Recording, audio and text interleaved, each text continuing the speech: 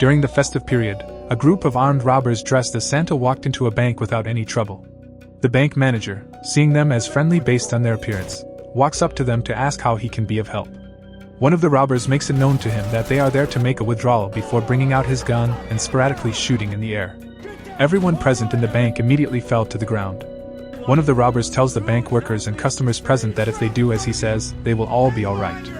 Moments later, the armed robbers drag the bank manager towards the bank's vault, demanding that he open it. The bank manager refuses to comply and gets beaten. One of the other robbers lets his colleague, beating the bank manager, know that his face is exposed. With the bank manager having seen his face, he pulls out his gun and blows the manager's brains out.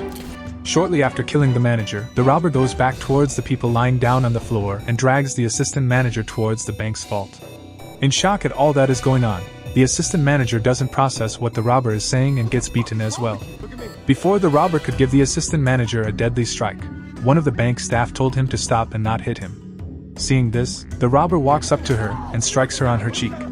The assistant manager tells him to stop and not hurt the lady, as he is going to give him the code to the vault. Shortly after giving the robber the code to the vault, the assistant manager gets hit in the head, sending him to the ground, disoriented. On a random morning, it's work as usual for Nathan Kane, the assistant manager of the San Diego Trust Credit Union. Shortly after arriving at the bank, the workers have an early morning meeting.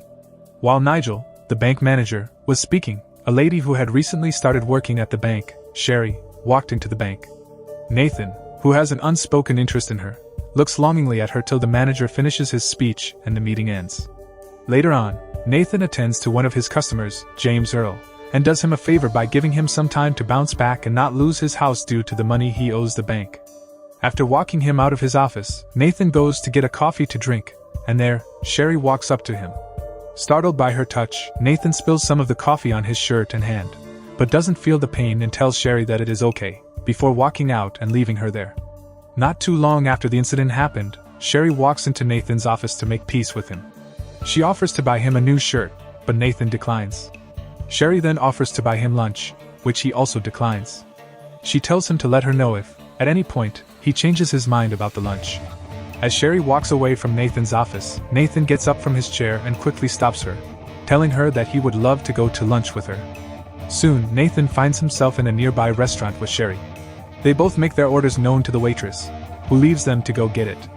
The two of them have small talk, and soon enough, their orders arrive. Sherry tries to offer Nathan some of her pie, but he vehemently refuses, to her surprise. She asks him why he can't eat it, and in that moment, Nathan lets Sherry know that he has a genetic disorder called SEPA, which affects his nervous system and stops him from feeling any form of pain. Nathan lets her know that the fear of biting his tongue off unknowingly is why he doesn't eat solids, but takes only liquids, and is also the reason why he only ordered a milkshake. Sherry tells Nathan that he would not bite his tongue off, as she is there for him, and that he should have a bit of the pie, which he eventually does and sees that it tastes really good. Seeing as they are having a good time, Sherry asks Nathan what he would be doing later that night, and invites him to an art show. Later that day, while Nathan was at home gaming with his online buddy, Roscoe, he told him about his outing with Sherry, and Roscoe encouraged him to go to the art show, as he had nothing to lose. Nathan agrees with him and shows up to the art show, where he meets up with Sherry, who also has an art piece on display. Nathan discovers that Sherry attends therapy, and while sitting near a bar at the exhibition and having a conversation, one of Nathan's old schoolmates spots him and walks up to him, calling him Novocaine, a nickname they gave him while they were in school. He throws jabs at him as they did in school when they discovered his condition before walking away. Sherry asks about the nickname, and Nathan tells her about its history. Soon, Nathan's watch beeps, and having seen it happen before, Sherry asks him about it, to which he responds to her that he has to set the alarm every 3 hours to avoid his bladder exploding. While Nathan goes to take a leak, his old schoolmate comes to Sherry to talk to her. Sherry makes him comfortable, while having a sinister plan in mind as a means of payback for all that he did to Nathan while they were in school. When Nathan arrives, Sherry tells them that they both need to let sleeping dogs lie and offers both Nathan and his old schoolmate a drink shot, which she specifically requested from the bartender. As soon as Nathan's schoolmate drinks up, he experiences a burning sensation in his throat, as he was given a hot pepper sauce to drink. With Nathan getting a lick back at him in some way, he and Sherry head back to his apartment. When Nathan and Sherry arrive at Nathan's apartment, Sherry admires Nathan's tattoos, which he drew on his body by himself, and soon enough, they make out and make love with each other. When Nathan wakes the following morning, he sees a note that Sherry left behind, causing him to smile. On that day, Nathan prepares for work with joy and happiness, unlike he has done in the past, and when he arrives at the bank, he maintains this happy mood, and just when he steps out of his office to go greet her and talk about the previous night, disaster strikes, which changes the whole mood inside the bank.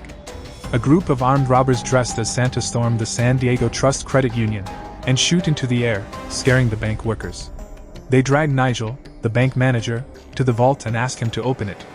Not complying and having seen one of the criminals' faces, the armed robber shoots him in the head, before going to where the bank workers lay on the ground, to drag the assistant bank manager towards the vault as well. Trying to save his coworker and new love interest, the assistant manager, Nathan, gives the vault's combination to the robbers, which they use to open the vault, before he is knocked on the head, disorienting him in the process. The bank robbers quickly load up cash from the vault into their Santa bags, and just as they are about to finish, the police arrive. The three armed robbers, knowing that the police are right outside, grab Sherry as a hostage and go out of the bank with her as a shield. Moments after stepping outside the bank, the robbers tell the police officers on the scene to drop their guns, to which they comply. As soon as the police officers drop their guns, the robbers shoot at them, killing a few of them and leaving one in a critical condition. During the shootout, the robbers put Sherry in one of their 2 getaway cars, and when the shooting ended, they drove away from the bank with all the stolen wads of cash. When Nathan recovers from the blow he received to the head and realizes Sherry is missing and that she is with the armed robbers, he rushes outside, but it is too late. Nathan sees a police officer bleeding on the floor and helps him stop the bleeding by wrapping his belt around him. Nathan, hearing on the officer's radio that backup will take a while to arrive, picks up the officer's gun, gets into the police vehicle, and chases after the armed robbers with hopes of getting Sherry back from them. Soon, Nathan is right behind them, and the armed robbers, thinking it is the police, shoot at him. One of the armed robbers in the other car, Simon, tells Ben in the other car that they should split up and meet back at the shop. The cars then take different turns, with one of them getting on the highway, leaving Nathan with a dilemma on which to follow. He takes a guess and follows one of the vehicles, hoping that Sherry is inside, until they both come to a dead end. Nathan gets down from the police car and quickly goes to check inside the car if she is there. When Nathan realizes that he followed the wrong car, he goes to meet Ben, who has stepped out of the vehicle to ask him about the whereabouts of Sherry. Moments later, Nathan, who is wielding a gun, gets disarmed by Ben and gets himself punched in the stomach in the process. After doing this, Ben makes a run for it, going straight into a fast food restaurant's kitchen and picking up the gun that fell from Nathan's hands. Nathan appears behind Ben and hits him with a hot pan, making him drop the gun in his hand into hot oil. After fighting with Ben for a while, Nathan, who can feel no pain, dips his hands into the hot oil to recover the gun and blows Ben's brains out. Nathan, seeing that Ben is dead, vomits at the sight, as he hasn't killed a man before. Moments later, a notification comes in on Ben's phone, and Nathan goes to his body to pick up the phone. Nathan realizes from the text message that the other 2 armed robbers, Simon and Andre, have arrived at their destination with Sherry. Ben looks for clues on Ben's body and soon sees a tattoo. Nathan takes a picture of the tattoo, and when he gets back on the road, he speaks with his online game buddy, Roscoe, to help him figure out where such a tattoo was drawn.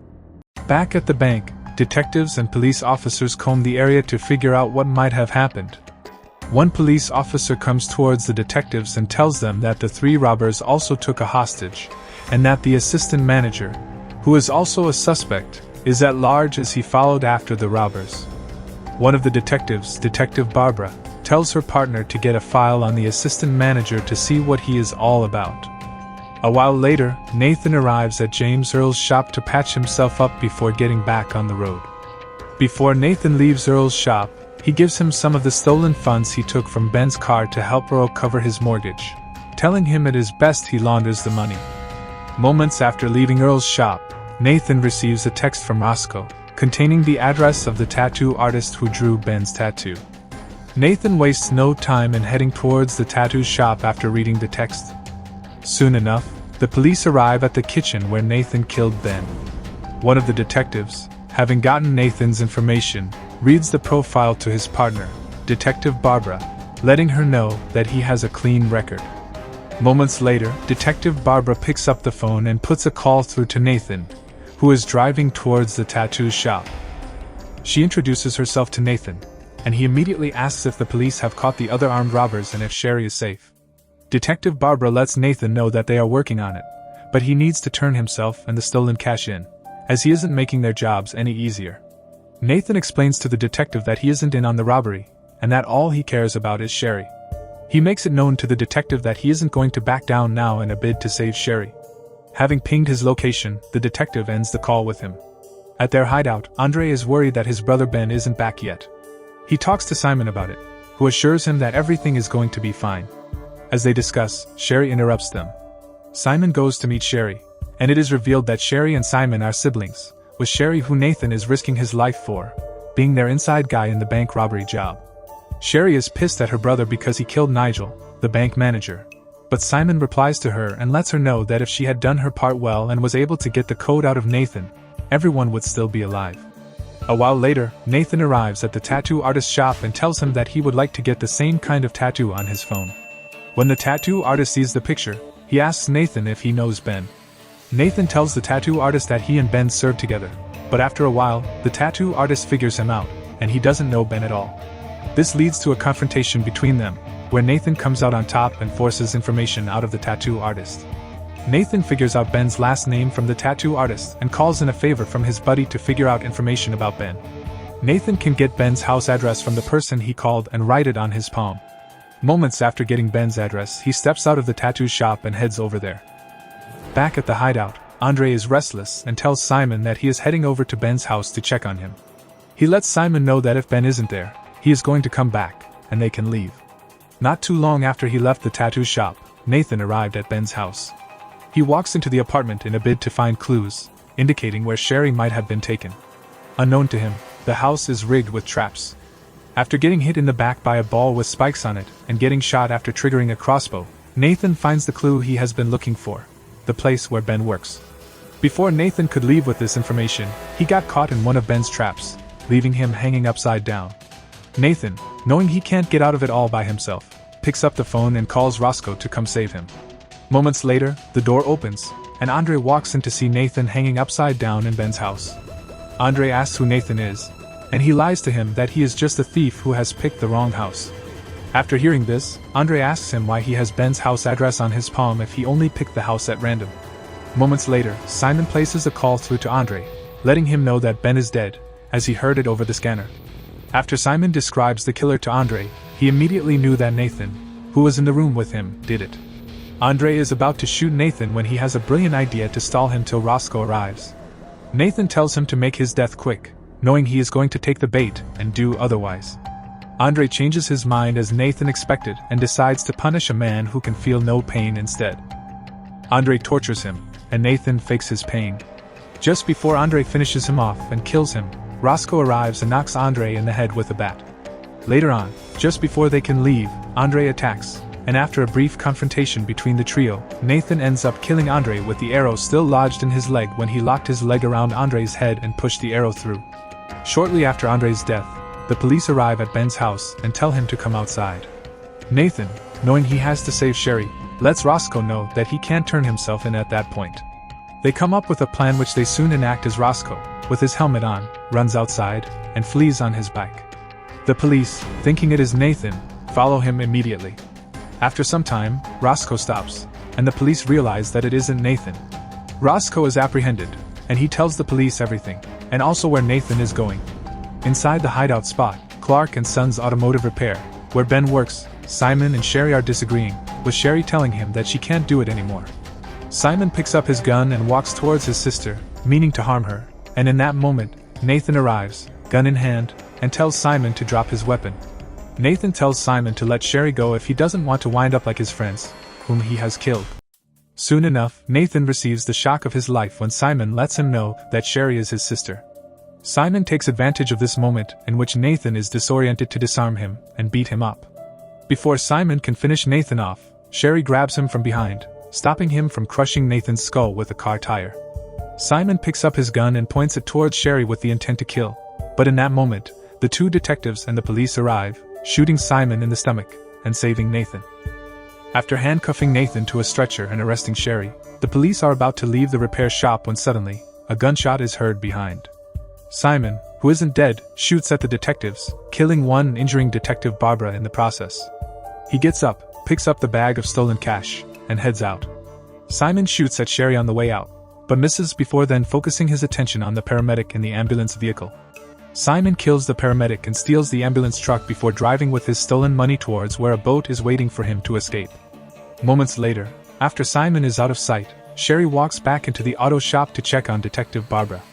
Sherry is about to leave with the detective's car keys when she points a gun at Sherry, insisting that she will come along with her.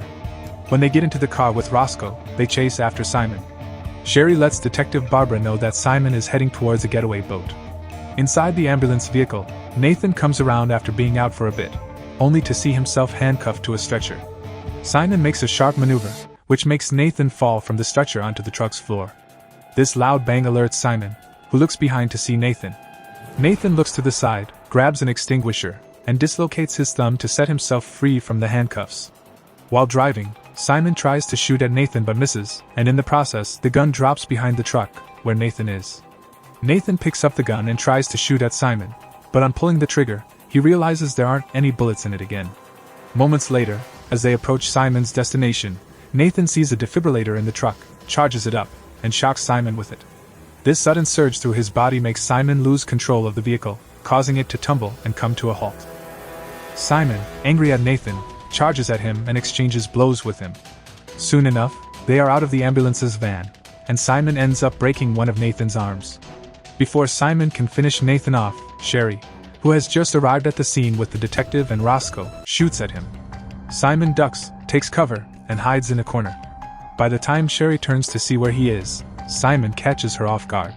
Sherry holds her own for a while, but Simon soon overpowers her, and just as Simon is about to kill Sherry, Nathan gets up after injecting himself with an EpiPen, walks up to Simon, and sticks the bone poking out of his broken arm through Simon's neck, killing him in the process. Nathan collapses after carrying out this act and, just before passing out, tells Sherry that he loves her. Nathan is rushed to the hospital when help arrives.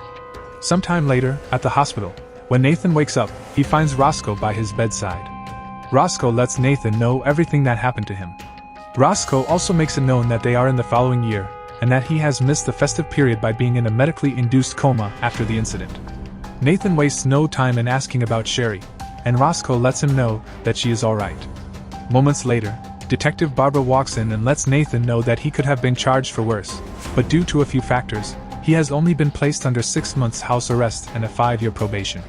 Detective Barbara lets Nathan know that it is a good deal, given the circumstances, as he could have been locked away in prison for a long time. When Nathan recovers fully, he goes to the jail, where Sherry is serving her sentence, to celebrate a year since they had their first date. It is revealed that Sherry has only 8 months left on her sentence before she is free again. As the visiting period is over, Sherry gets up and walks away from Novocaine. In the end, it all works out for Nathan Kane, who uses his disorder to his advantage to save the girl he loves. Do you think Nathan would have been brave enough and not scared to go after Sherry to save her if he could feel pain? Let me know in the comments. Until next time, guys. Peace out.